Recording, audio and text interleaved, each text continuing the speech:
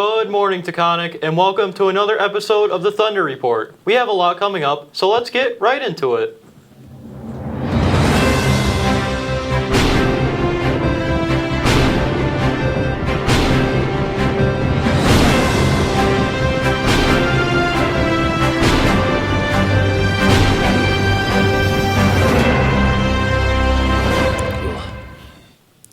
Today's Friday, October 18th. We have some great things to show you today. First up on the show, we'll have this week's news. After that, we'll have headlines with the Berkshire Eagle. Next, we'll have Kira for an interview with the students and teachers from IT. After that, we'll have Aiden with a segment about the Dungeons & Dragons Club at Taconic. We'll then go to Julian for an interview about Spark. Lastly, we'll have the word of the day. But first, please stand for the Pledge of Allegiance. I pledge allegiance to the flag of the United States of America, and to the republic for which it stands, one nation, under God, indivisible, with liberty and justice for all. To sign up for a parking pass or to get a new parking pass for the 2024-2025 school year, please go to the main office. Parking passes are required to park in the student parking lot. The themes for our Spirit Week next week are finalized. On Monday, it's Pink Out. On Tuesday, it's 2000s Day. On Wednesday, it's Iconic Duos. On Thursday, it's Country vs. City. Lastly, on Friday, it's Class Color. The events for our next pep rally are also set. They include soccer relay, football toss, Rap-A-Mummy, and squid table relay. If you'd like to sign up for the pep rally, it has changed slightly. You'll now have to sign up with your class advisors. Today, we congratulate Mars Walter on being Cosmetology Student of the Month. Mars has not missed one day of cosmetology or even been tardy since school began.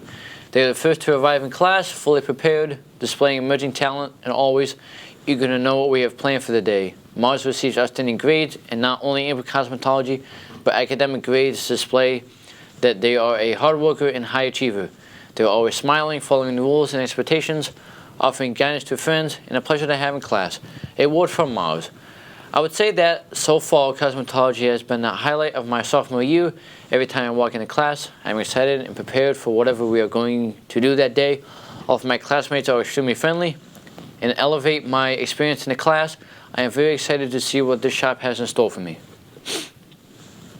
Movember Club will be holding meetings every week on Wednesday and Friday mornings at 7 a.m. in Coach Capeless' classroom, A125. See Coach Capeless for more information. Next, we have Max with this week's headlines for the Berkshire Eagle.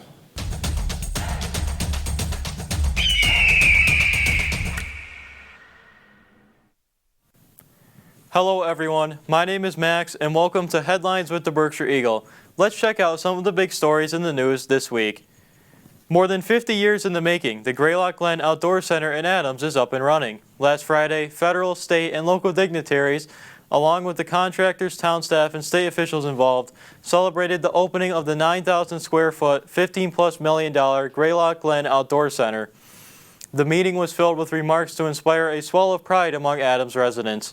When asked by the Berkshire Eagle, Adams Town Administrator J.R. Green said, quote, "This should be an example that these projects can come to fruition, they can come true." Berkshire Humane Society Executive Director John Perrialt celebrates 40 years at the shelter. He's not going anywhere soon. Last Wednesday, John Perrialt sat in his office and celebrated a huge milestone, 40 years of service. It's an achievement that is practically unheard of in the animal welfare field.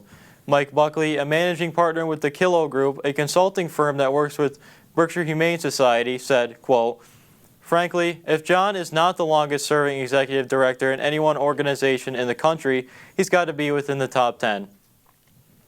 Yes, the giant invasive Joro spider has arrived in Massachusetts, but should we be worried about it in the Berkshires? As the spiders make their way to the northeast, so do social media myths about them. They are venomous, but their venom is not seen as dangerous to humans.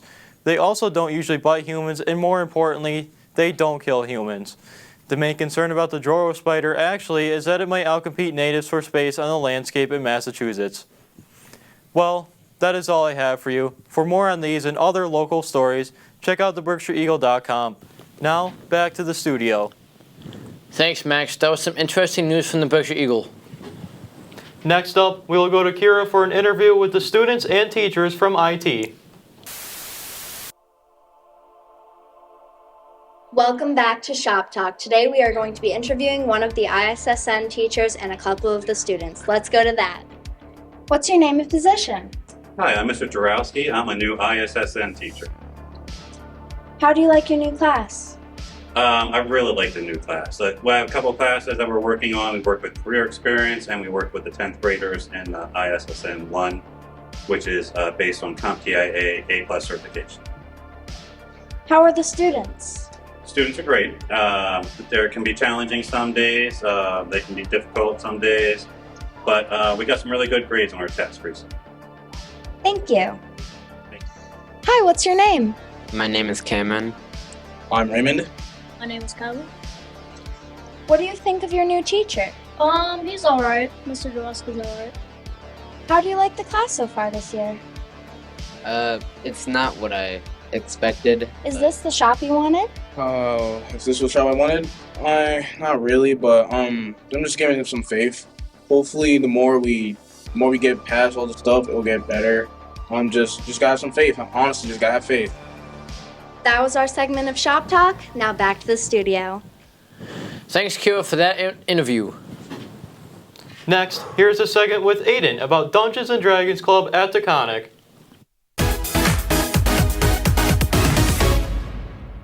Good morning, Taconic, and welcome to another episode of our new segment, Clubbing at Taconic. Hello, what is your name and what club do you run? Hello, my name is Miss Clark, and I run the Dungeons & Dragons Club. For our first question, what is Dungeons & Dragons?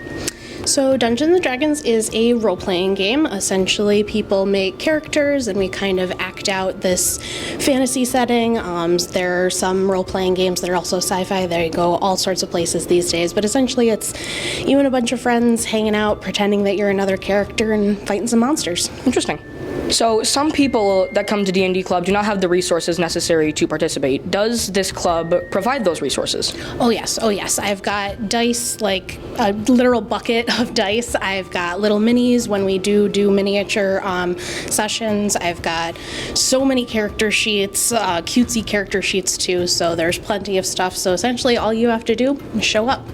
For you is, do you need any prior experience to get into Dungeons & Dragons? You actually don't. You can come here knowing absolutely nothing about the game, and between me and some of the other students that have been playing this for many, many years, we can get you caught up in understanding it in just a couple of minutes. For our final question, what time slot does this club take up? So it's Tuesdays, Green Tuesdays specifically, and Fridays, and we're usually running, we start about 2:40, 2:45, give some grace for people coming from maybe the first floor, and we usually end around 3:45, but if you do have to leave before then, you're welcome to, and we'll just catch you up on what you missed next session. That's all we have for you. Thank you for answering our questions. I personally come to Dungeons & Dragons Club myself, and it has been a blast, and I hope to come for many more Fridays. Thank you for coming. Now, back to the studio. Thanks, Ada, for that segment about the D&D Club. Now, let's go to Julian for an interview about Spark. Hello, today I'm with Mia Shepherd. and we are going to be talking about Spark. So my first question for you is, what inspired Spark to be created? So Spark was created around the healing community study that began in Massachusetts. We needed to recognize that this epidemic also affects kids. There is substance use escalating amongst youth.